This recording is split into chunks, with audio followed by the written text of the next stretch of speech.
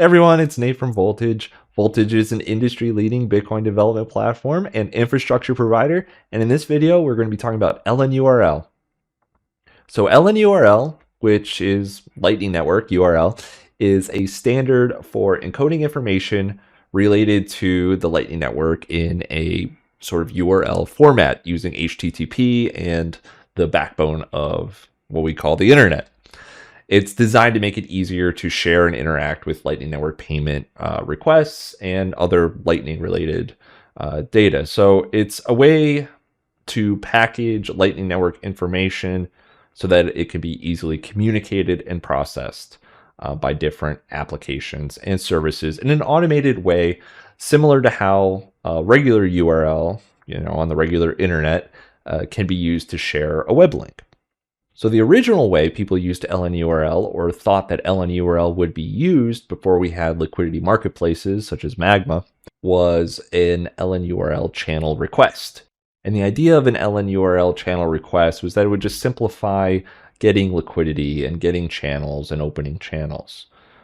The basic idea of how it would work is that a service, like a liquidity service provider, would generate an LNURL channel request string or QR code, and that code would contain the necessary information for opening the channel, such as the node you want to connect to, the amount you want to open, etc.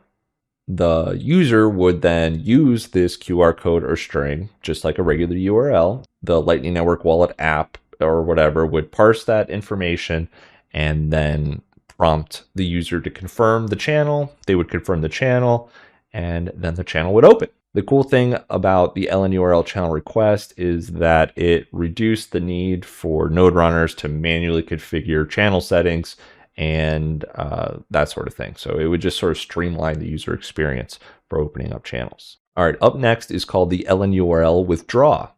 An LNURL withdraw request would allow users to easily withdraw funds from a Lightning-enabled service or application. So it would simplify the process of receiving payments because the receiver doesn't have to go generate a normal Lightning invoice, paste it in, that sort of thing. So how it works is that a Lightning Network-enabled service would generate the withdrawal request, which would include the details such as amount of funds you can withdraw, any conditions, that sort of thing.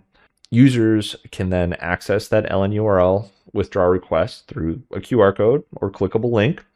And when the user interacts with that, their Lightning Network wallet app or node would parse that information, present the user with the option to withdraw the funds from the service, and then if the user chooses to do so, they would initiate the withdraw transaction. All right, next up is LNURL Pay, which is sort of the reverse of LNURL Withdraw.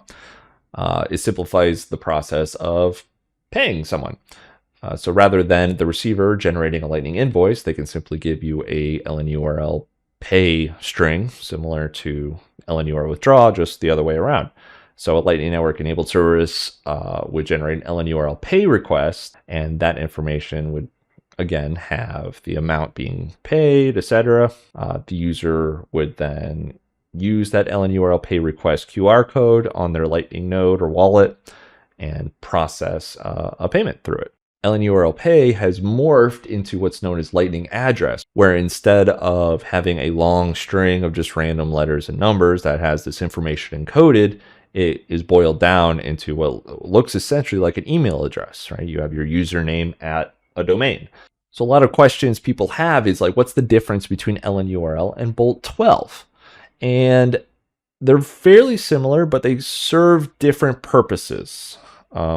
So like the purpose of LNURL is to send information using the URL format, which is designed to make it easier to share Lightning Network payment requests and data, where the purpose of Bolt 12 is to change the actual specifications of the Lightning Network protocol to make invoices more versatile, with additions to features like multi-part payments and split payments. LNURL is about simplifying user interactions, and then Bolt 12 is part of the Lightning Network specification, which is trying to enhance the invoice functionality. I think both will continue to exist, and we'll have a video on Bolt 12 at some point in the future, but until then, everyone, thanks for watching. We're going to have a more technical description of LNURL in a link in the description below, so check that out. And as always, if you haven't tried out Voltage, we do have a free trial, voltage.cloud. All right, and that's going to wrap it up. Subscribe, hit the like button, check out the description below for the article, and check out voltage.cloud. I'll see you in the next video.